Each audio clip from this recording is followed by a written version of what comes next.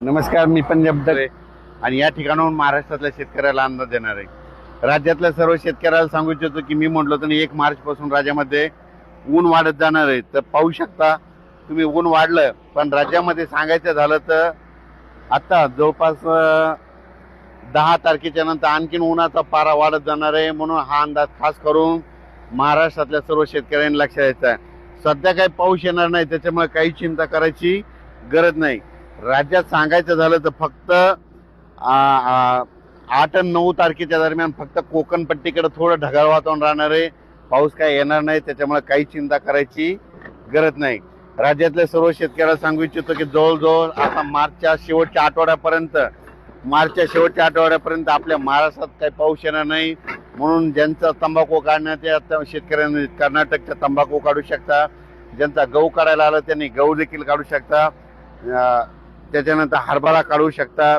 कारण की सध्या तर राज्यात पावसाचं वातावरण नाही, फक्त राज्यात मात्र उन्हाची तीव्रता वाढत जाणार आहे।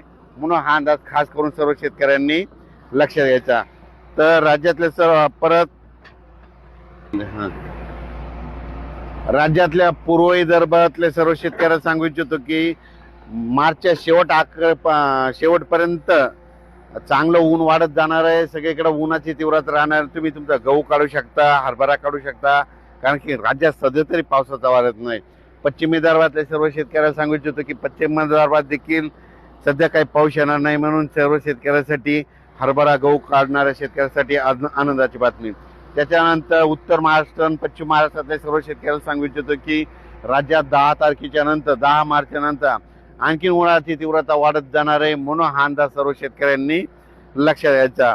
म्हणजे सांगायचं झालं तर पूर्व विदर्भ, पश्चिम विदर्भ, दक्षिण महाराष्ट्र, उत्तर महाराष्ट्र, कोकणपट्टी, खानदेश, मराठवाडा जवळपास सगळीकडे सध्या तरी 20 मार्च पर्यंत चांगलं कडाक्याचं ऊन राहणार आहे। म्हणून हा अंदाज लक्षात घ्यायचा।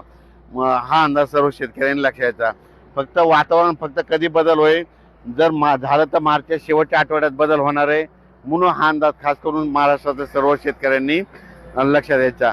आज आहे 3 मार्च 2026, धुलीवंदन आहे आणि या ठिकाणी आमचे मशीन चालू असताना या ठिकाणी आलो आणि या ठिकाणाहून मी माझ्या महाराष्ट्रातल्या सर्व शेतकऱ्याला अंदाज देत आहे।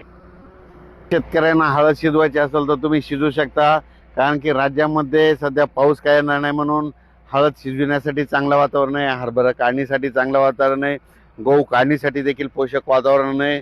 म्हणून हा अंदाज सर्व शेतकऱ्यांना लक्षात द्यायचा। फक्त राज्यात 8-9 तारखेच्या दरम्यान फक्त कोकण पट्टीकडे